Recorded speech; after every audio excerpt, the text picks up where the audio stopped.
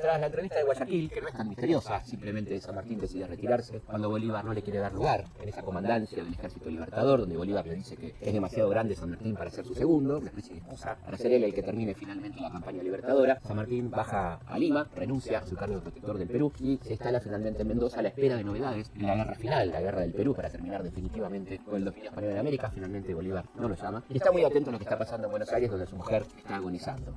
Remedios de escalada, se está muriendo, una tuberculosis fulminante, pero el gobierno porteño, en manos de Bernardino Rivadavia, no lo deja bajar a Buenos Aires, lo amenaza con meterle preso por textual haberse robado un ejército, esto es, haber llevado a los granaderos a cruzar los Andes. Aunque te parezca mentira, así eran las cosas. Finalmente, harto de esta situación, él escribe una famosa carta donde le cuenta a López de lo que está pasando, espía su correspondencia, lo amenazan de muerte, le hacen una campaña virulenta, salvaje en la prensa, con calumnias, injurias y demás. Decide finalmente bajar a Buenos Aires arriesgándose a este absurdo juicio y ya lamentablemente cuando llega su mujer ha muerto, así que toma la decisión de marchar al exilio. Un poco harto de tanta ingratitud, de tantos ataques de los unitarios, va a la casa de su suegra y busca a su hija, la querida Mercedita, que tiene por entonces 7 años, que lo ha visto muy poco, y decide llevarla con él. Este es un detalle interesante, ¿no? Porque en el machismo absoluto del siglo XIX es un padre que decide asumir su paternidad y llevar a su hija. Tranquilamente, en el contexto de la época la podía haber dejado viviendo con su abuela, pero decide partir con su hija al exilio. Antes de irse hace algo muy interesante. Lo va a ver a su histórico enemigo, el hombre que lo estaba acosando, espiando y demás, Bernardino Rivadavia, que le dice que quiere ir a Inglaterra, a Europa, para que se reconozca la independencia argentina. Rivadavia le dice muy bien, lo felicito, pero apenas se va, San Martín manda una carta a las distintas cancillerías europeas diciendo que San Martín está loco, que padece demencia y que no lo reciban. Este era Bernardino Rivadavia. A pesar de todo, San Martín decide partir.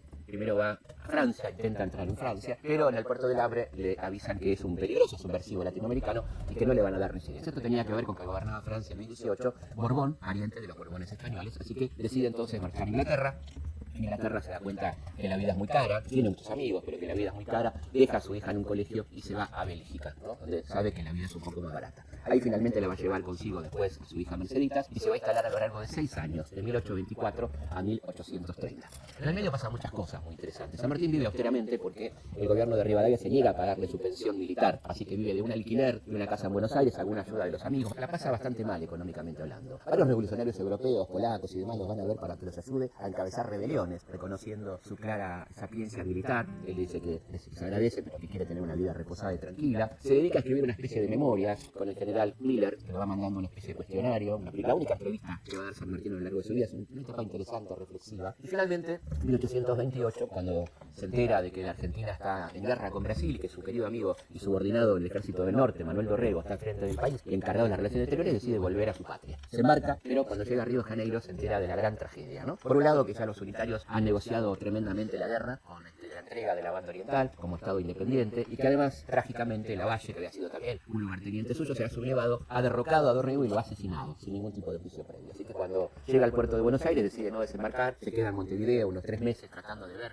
qué pasa, recibiendo a unos y otros, y se da cuenta que su presencia no va a ser útil para la pacificación, que lo van a querer usar de un bando y del otro, y se va entonces definitivamente a Bruselas por un breve tiempo porque su hermano, Justo Rufino, que vive en París, le dice que ya puede volver porque cambió el régimen, ya no están los Borbones y que puede radicarse en París y que un amigo lo quiere volver a ver. Ese amigo era Alejandro Aguado, que había conocido él durante su estancia en España, un hombre de los más ricos de Europa, que se acuerda muy bien de él y que lo ayuda a que San Martín pueda comprar un departamento en pleno centro de París, en la Rue de Saint-Georges, cerca de la ópera, y una casa de fin de semana en Évry, una ciudad que está a unos 20 minutos de París al tiempo de hoy, digamos, ¿no? Ahí compra esta linda casa, una mansión muy bonita para pasar los fines de semana, las temporadas de verano, en la zona de Évry que se llama el Grand Bourg, ¿no? Es una ciudad que está atravesada por el Sena, y de un lado está el Petit Bourg y del otro lado el Grand Bourg. Del lado del Petit Bourg estaba la casa de Alejandro Aguado, una mansión impresionante que tenía una pinacoteca digna de un museo. De hecho, después la va a donar al Louvre. Ahí había obras de Tiziano, de Rafael, de Da Vinci, que San Martín, gran amante de la pintura, se pasaba horas contemplando, copiando. Y además, este Alejandro Aguado, este hombre tan rico en escenario, era uno de los managers de la ópera de París, y que lo pone en contacto a San Martín con toda la bohemia de la época. Lo conoce a Donizetti, a Balzac, a Víctor Hugo, puede tomar café con ellos, charlar y demás. Y San Martín le agradece a Aguado, ¿no? En una carta le dice que le agradece mucho haber conocido a esta gente, y Aguado le contesta: no se confunda, ellos lo quieren conocer a usted. Usted es el libertador de América y esta gente lo quiere conocer. Durante su exilio, San Martín va a recibir algunas figuras muy importantes del quehacer nacional que lo van a visitar. Todo el mundo lo quiere ver, todo el mundo lo quiere conocer, charlar con él. Entre ellos, dos personajes muy importantes de la historia argentina. Argentina, Juan Bautista Alberdi, una muy linda entrevista con San Martín, donde dice, entre otras cosas, cómo es su voz, el único registro de la voz de San Martín. Él dice que tiene una voz argentina, y dice, primero porque ya no tiene rasgos de su hablar andaluz, y segundo porque tiene una voz metálica, plateada, ¿no? Es una hermosa descripción que hace Alberdi, cuenta que se emociona mucho cuando San Martín habla de Mendoza, cuenta que le parece morocho, una persona más muy americana, ¿no? Bueno, una cantidad de cosas sumamente interesantes que cuenta Alberdi. La otra entrevista es la de Sarmiento, que no puede con su genio y hace prevalecer su historia. En un momento dado le cuenta que su padre, don Clemente Sarmiento, participó en la batalla de Chacabuco, y le cuenta a San Martín la batalla de Chacabuco. Sarmiento escucha muy atentamente San Martín todo el relato, y cuando termina Sarmiento de contarle todo esto, le dice, mire usted, como diciendo, a mí me lo vas a contar Chacabuco. Pero bueno, y después vino algunas cosas simpáticas, como que Sarmiento le habla mal de Bolívar y San Martín lo lleva a una habitación contigua y le dice, acá está el cuadro del Libertador de América, Simón Bolívar, unas chiporroteadas ahí con un domingo que no podía con su genio. Pero bueno, una muy linda entrevista también de San Martín, es muy linda la introducción que hace Sarmiento, ahí donde habla de olvidado en un rincón del Sena, vive uno de los más grandes hombres de América. Bueno, es muy linda esa entrevista. Estando en París, él y su hija caen bajo los efectos del cólera, una epidemia tremenda por aquellos años, y un médico argentino es quien los va a atender, Mariano Balcarce. Bueno, ahí surge el amor en los tiempos del cólera, Mercedita se casa con Mariano y la pareja se va a pasar la luna de miel a Buenos Aires. San Martín pide que traigan algunas cosas, como por ejemplo el famoso sable, también ver si se puede solucionar, ya que cambió el gobierno y ya está gobernando Rosas, la cuestión de sus haberes atrasados, cosa que efectivamente Mariano Balcarce con la anuencia de Rosas consigue, y la verdad que traen una cantidad de dinero importante que va a ayudar a San Martín a saldar deudas con Aguado y a poder entonces consolidar esta compra de la casa definitivamente de la casa de Gramont. Cambia mucho la vida de San Martín, es una persona que está desahogado económicamente, y además Aguado le tiene tanta confianza que lo nombra su albacea, o sea, el hombre que se hará cargo, si le pasa algo a él, de encargarse de su cuantiosa herencia. Fíjense la calidad moral de San Martín para que este millonario decida que la persona encargada de esto va a ser José de San Martín. Y ahí ocurre algo bastante curioso, y es que Aguado lo invita a pasar una temporada con él a España. A San Martín le gustaba mucho viajar, ha viajado por Italia, iba a las termas, le gustaba recorrer Europa, y Aguado le invita a un viaje lujoso, digamos, a España, pero dicen que le pide el gobierno español que para poder ingresar tiene que renunciar a su ciudadanía y declararse ciudadano español, de renunciar a sus cargos militares, cosa que San Martín, por supuesto, no está dispuesto a hacer. Bueno, esto le salva la vida a San Martín, porque Aguado va a sufrir un terrible accidente, le va a dar una tormenta de nieve en la que va a morir por hipotermia, queriendo salvarse de este accidente que ha tenido con su carroza, con su diligencia, una muerte muy trágica. San Martín queda entonces a cargo de la herencia de Alejandro Aguado, que por supuesto va a depositar en manos de los herederos, ¿no? Este es un episodio interesantísimo de la vida de San Martín, que podría haber muerto ahí, estamos hablando más o menos de 1842. Y ahí San Martín decide, un poco motivado por esta cuestión de la muerte de Aguado, que nos conmueve muchísimo, por supuesto, hace su testamento.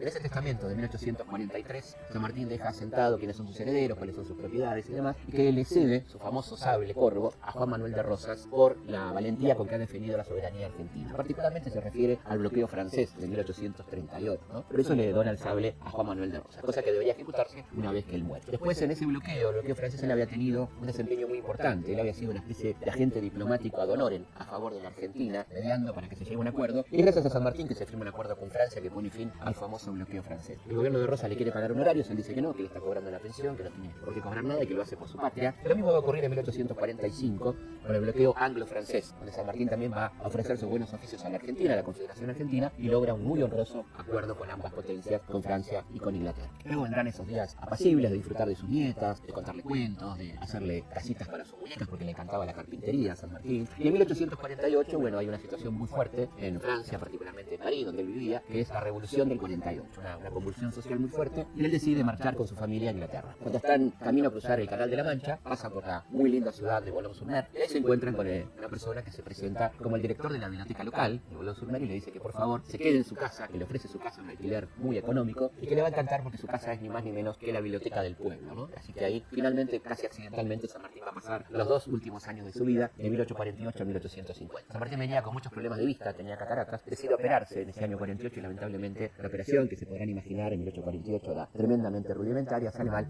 y queda definitivamente ciego. Así pasará estos dos últimos años en compañía de sus nietas, de su querida hija, de su hijo, como dice él, como se llama él, Mariano Balcarce, en esta casa en Boulogne-sur-Mer, que tuve el gusto de visitar, que la mostramos cuando hicimos algo habrán hecho, tenemos imágenes de ese lugar tan bonito que hoy es la Casa Argentina de Boulogne-sur-Mer, que iba a morir un 17 de agosto de 1850, en una situación donde ella se empieza a sentir mal, le estaba leyendo los diarios, como todos los días hacía Mercedes leía los diarios de Francia, los diarios diarios de Argentina que llegaban con el atraso que se podrán imaginar, las cartas, etcétera, se siente un poco mal y dicen que él dice que siente que es la tempestad que está llegando al puerto, de alguna manera, una cosa así dice. Y va a morir a las 3 de la tarde de aquel 17 de agosto de 1850. Pide, por favor, en su segundo testamento, que su cuerpo descanse en Buenos Aires, ¿no? Esto lamentablemente no se va a cumplir así. La historia del traslado del cuerpo de San Martín merece un capítulo aparte. Pero bueno, aquí hemos hecho un resumen de San Martín en el exilio. Un exilio, por supuesto, injusto, absolutamente, una ingratitud total, una persecución de parte del partido unitario que está obsesionado con la vida y la obra del queridísimo general San Martín. Nos vemos la próxima.